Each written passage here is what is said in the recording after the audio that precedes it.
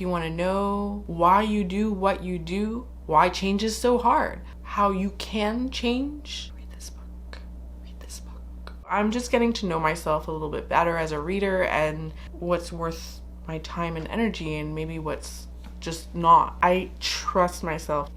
I didn't have to read that. Until you are comfortable with that, I think it's a good idea to just push through the moments where you're kind of bored or you're kind of impatient. I wanted to read 50 books this year.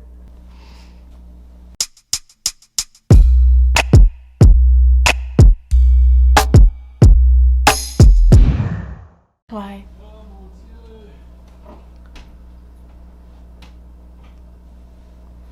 Sorry about that. Hey y'all, welcome back to my channel. I'm Charlotte.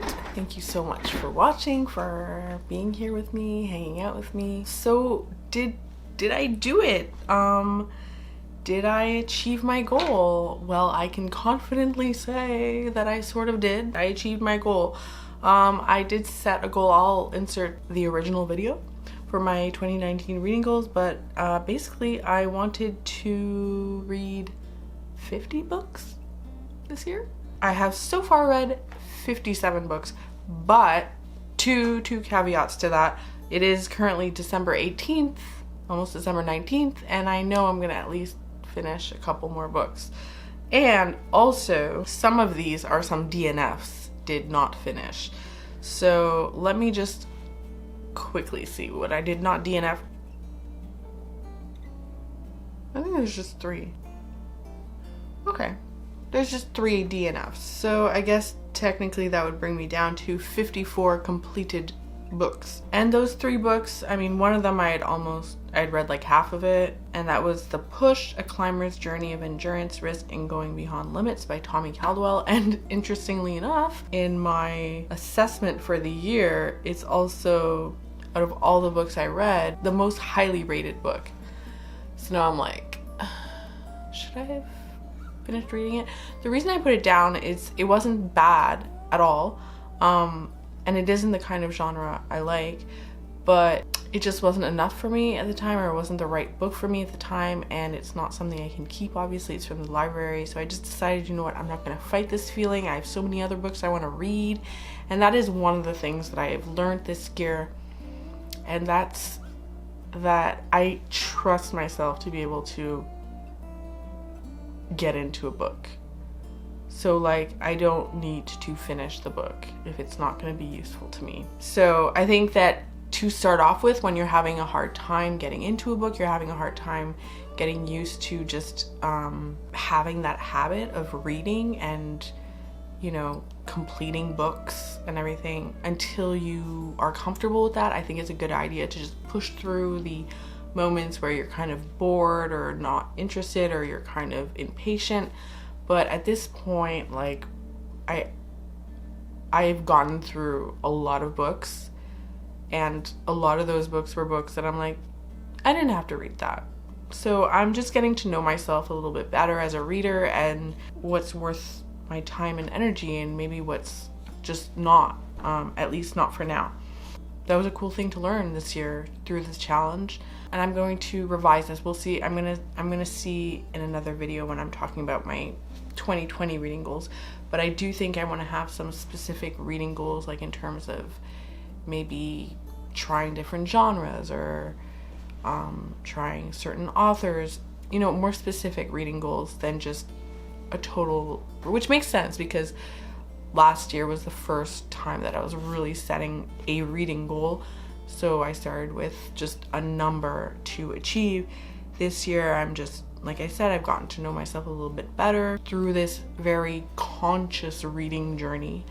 I've gotten to know myself better as a reader, and I want to kind of honor that and, you know, make the best of my reading time. So that's not to say that I'm not going to sometimes read things just for fun, just for entertainment, or read things that, you know, don't have anything new to say. That's not what I'm saying at all. I read for all kinds of purposes. And I think that that's great. Like, I think that, you know, you should be able to read for entertainment, for knowledge, for escape. There's so many reasons to read, not just one.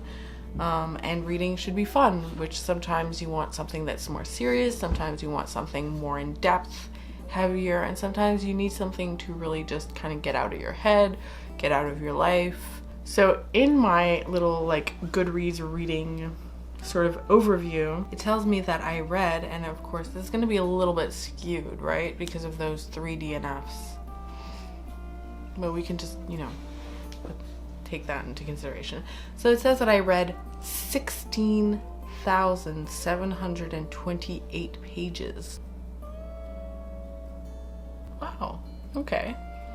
That's a lot of pages, it makes you kind of put things into perspective. When you look at a book that's like 1,000 pages long and you think that that's huge, or that that's just crazy, or that's mad, it's like, well, that's like 15 tomes. It's kind of interesting data to know, because one of the book topics I've read a lot about this year too is habits.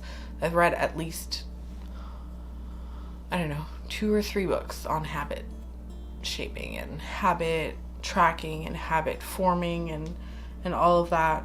One of the takeaways from those books is that it can be a really life-changing habit just to track your habits.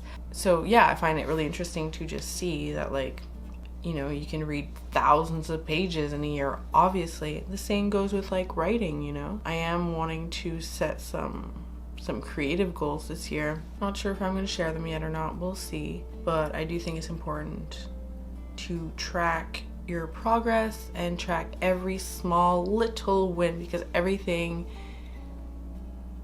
adds up, and it doesn't just incrementally add up. It has like a compound effect on your life to have these positive habits. So let's just go over some of the best books of the year that I most enjoyed this year, because there were a lot of good books, a lot of books, and a few new books. The last really good book I read was Atomic Habits, an easy and proven way to build good habits and break bad ones by James Clear. What I was just talking about, if you want to know why you do what you do, why change is so hard, how you can change, read this book. Or if you want to just understand, the psychology of like why people do the things they do, and why change is so hard, read this book. Let's see, what is another book that was like really amazing? I think I'm just gonna tell you like the last books that I've been reading, but like with like 2 sentences or less to tell you what I think of them. Sound good? Yeah, because it's been such a long time. So Atomic Habits, I just told you my thoughts on that. Carry On Warrior, Thoughts on Life Unarmed by Glennon Doyle Melton. I really like Glennon Doyle, as I'm pretty sure she's just Glennon Doyle now. Not sure.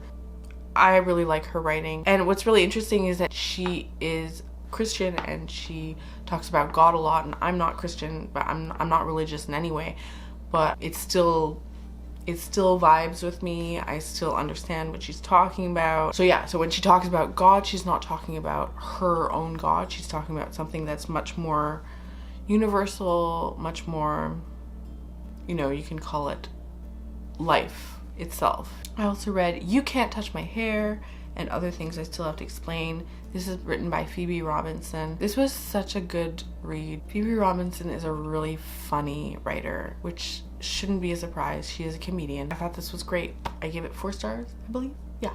So I do recommend this. Then there is Dying to Be Me, My Journey from Cancer to Near Death to True Healing by Anita Moorjani. And this was really interesting because it was basically this person's near-death experience. And again, she was trying to explain something in as universal language as possible, and it was really interesting. I really like reading personal stories like that. So that was really interesting if you're interested in reading about not necessarily just healing, but also like a near-death experience, or like... I'm having a lot of trouble today. What I'm reading at the moment, I'm reading Theodore Dreiser's Sister Carrie, which I've been taking way too long to read. I loved An American Tragedy, so I'm giving Sister Carrie a go. So far, so good. So far, he has a theme going through, through his books. I'm reading a couple parenting books. I'm a parent. I'm gonna read a book about it. I'm gonna read books about parenting, you know? Oh, and I'm also reading Heather O'Neill's The Lonely Hearts Hotel, and it's a novel, so, you know, that's exciting. I don't always read novels. Heather O'Neill is a Montreal-based writer. She's from Montreal, so I don't know actually if she's still here, but she is from Montreal. And the actual story is set in Montreal, but at the turn of the century, or maybe a little later. Yeah, a little later. I'm excited to read it, you know? It sounds like a really dramatic read, intense. It's about two orphans, I think, who are sort of down and out and kind of find themselves together in Montreal, obviously.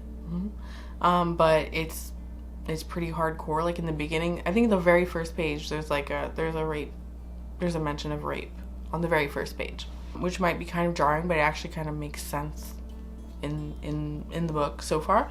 I'm at the very beginning, but I'm already very intrigued and very into it, and I also really want to read her other book called Lullaby for Little Criminals, which was huge here and I think is a great source of pride for Montreal too. Like, this was a big book. I remember when it came out, everyone read it. Like, I have to read that book.